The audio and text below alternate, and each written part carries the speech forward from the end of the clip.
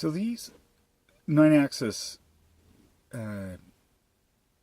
position measuring units are incredible devices. Oh my goodness gracious! I had no idea. I hadn't looked at the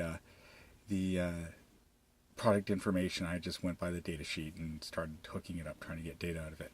But the way these are constructed is by a multi-layer fabrication process at the micron level. Yeah. And it lays down reference masses and a movable mass on a spring that's etched into the board. I've got a link down in the description. You really should check out this paper. It has electron microscope photography and of actual board etchings, and it's pretty amazing to look at. Incredibly tiny device. So anyways, I think it's measuring capacitance. I didn't have a chance to dig too deep, but as you hit it, the mass vibrates ever so slightly because it's tiny.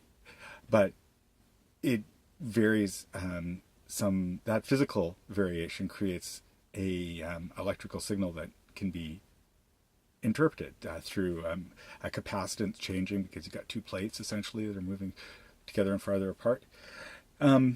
I'm not sure what other methods could be used. Like I said, I didn't see which ones were being used in paper. But anyways, that would be one approach. So yeah, now I just have to figure out how to initialize this so that the what was it? I think it was the gyroscope wasn't being read. So we'll just go fix that, hopefully. And yeah, these things, crazy technology. In everything, like airbags, I think, which is probably where they were developed for. Airbags and multi-rotor aircraft, robotic control. Yeah, just untold varieties of products now. That's why they're so cheap. Okay, so if you can believe it, I'm even rustier at this than I am at machining. Well, and if you've seen my machining, you know that is saying something. What we've got here is an 8-bit value, let's say. These are the bit positions.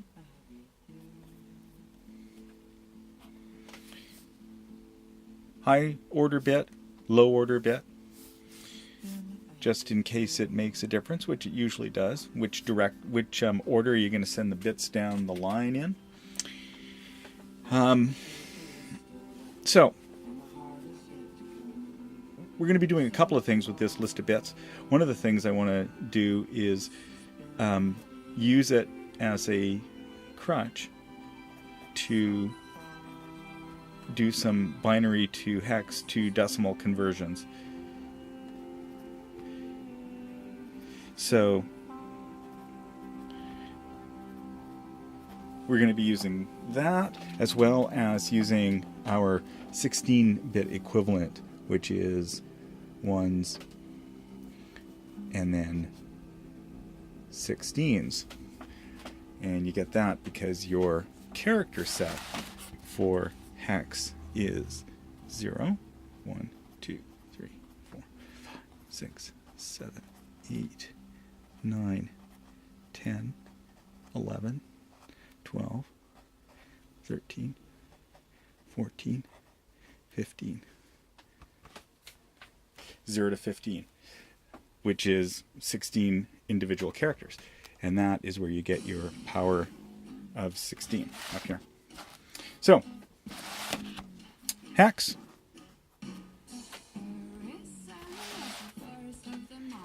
And that will be there, and we'll be able to convert to binary and to decimal by using all of our little notations here. So the question is, what is this initialization routine doing to our processor? Because I just kept the values and the registers from the 9150 version of the code, so now I'm just going to check this to make sure it makes sense.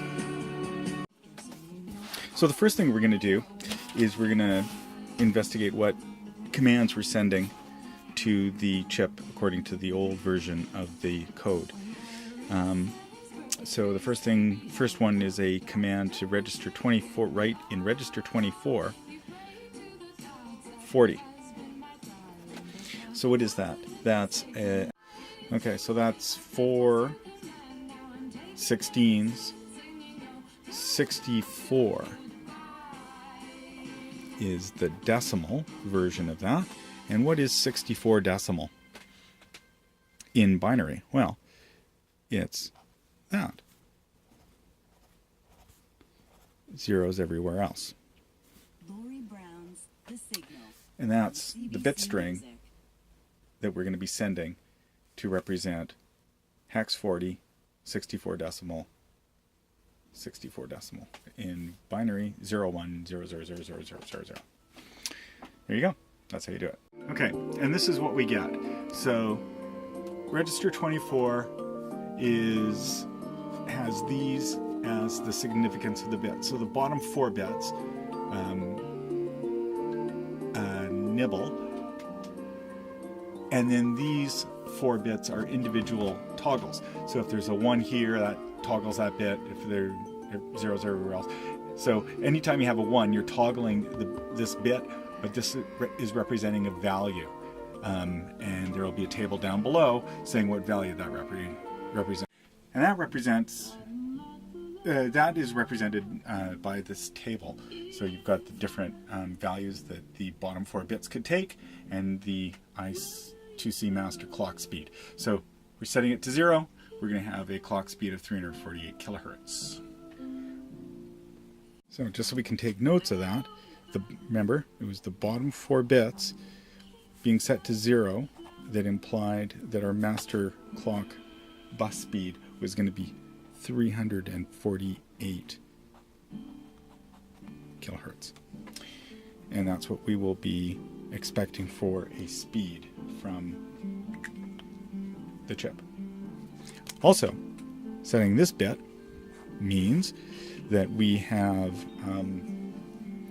a delay for sync.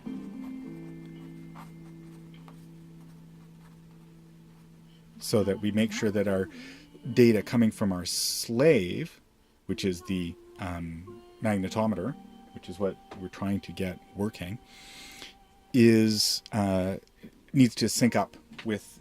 We need to wait for it to sync up so that we've got data for both of them before returning data. Okay, so one of the first things we're going to do is power down mode, and then self-test, and then power down mode again. So sending zeros to the hex A gives us this. So if we send a 0, it powers it down. If we send it a 1, 0, 0, 0, it enters self-test mode. And if you've got a hex F, what the F is F, dude? That's 15. So 15 is 1 less than 16. So that's 8, 1, 1, 1. That's what we're sending. Sorry. 1 less than 16. So that's an 8 and a 4 and a 2, but not your 1. Sorry, and your 1. 1, 1, 1, 1. That's what you're sending. Okay, so the next thing we're going to do is check out setting the address. So register 25 hex, setting it to hex 8C, which means that the high bit is whether it's a transfer read or a transfer write, and the bottom 7 bits is the physical address. And we're sending it a hex 8C. So